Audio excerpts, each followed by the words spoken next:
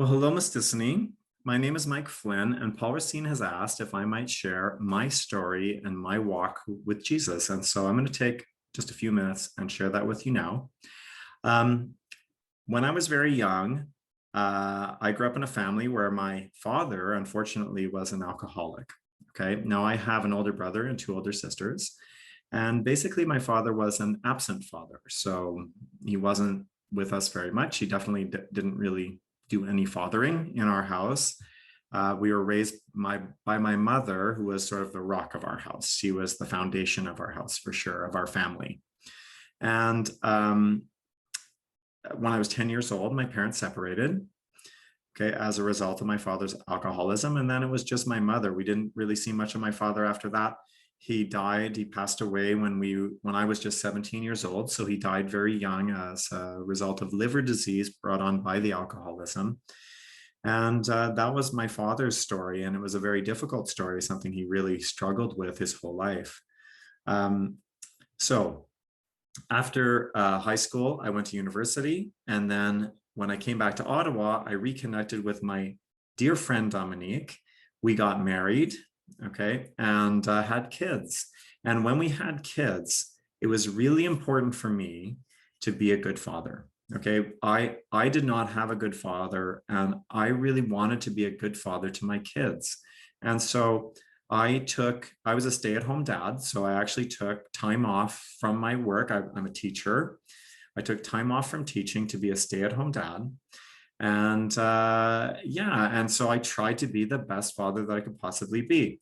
What I found was that is actually, it's easy to say, it's hard to do though. We don't have alcohol in our house. There's no problem with that. But I struggled with, like, it was hard for me to give up the things I love doing. Okay, like, playing hockey with my friends, just building things, just working around the house, doing little construction projects, coding on the computer, even gaming on the computer at the time. I found it hard to sacrifice those things in order to make more time to be with my boys. Okay. And that was one of the things that I struggled with as a father. Okay. And here's where Christianity comes in. Okay. I really wanted to be the best father I could be. Okay. And I found I was struggling with that. So we started attending a church called Sunnyside Wesleyan Church. And that church, we met someone called Pastor Brent, and he had a way of speaking into our lives that was really quite special, actually. He encouraged me to read, okay, while I was a stay-at-home dad. He encouraged me to read the Bible and to read a book called Mere Christianity by C.S. Lewis. And this book really changed my life, and reading the Bible really changed my life. So I want to share with you just one verse from the Bible.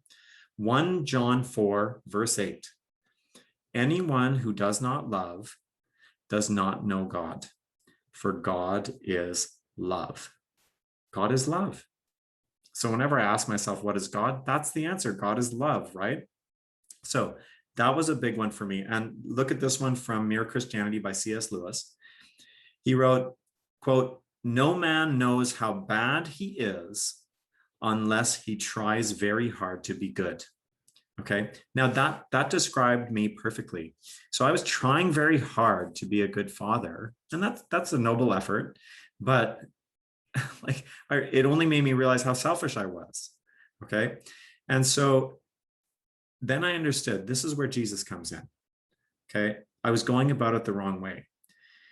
The goal isn't to try very hard to be good. See, like, I realized that in order to be a good father or a good teacher or a good husband or a good son, okay, or a good counselor in Miss Dissany, if I want to be a good counselor, the secret to doing that is loving the people that are in your life, loving the people that are in your care. That's the secret, right? That is the measure of a life, is how to do that. And it's not easy, okay? And you can't do it by just trying on your own. This is what I've learned. This is what Jesus has taught me. You can't do that on your own. What you have to do is give yourself to God. And God is this, remember, God is love, right? But he's like this universe love. He's this like sort of infinite expression of love. he is capable of loving my kids, okay, in an infinite way, far more than anything I could manufacture on my own. So the best way for me to love my kids is not to simply keep trying very hard on my own effort to try to love them, but it's to give myself to God and let his love pour through me into the other people in my life, including my kids and including my students and including my wife and anyone else who touches my life, okay? And by doing that, then I will be the best teacher I can be and the best husband I can be and so on. So that's my story. That's how I've come to know Jesus. That's how I've come to know Christianity. And it has really changed my life. And not that I do it perfectly. Don't even, anyone who knows me know that that's not true. But that is, to me, the secret, okay, to the best life you can possibly have. Okay, and that's my story.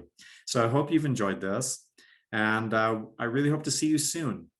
It's bye for now, and I hope to come up to Mississippi as soon as it's possible for us to do that. All right.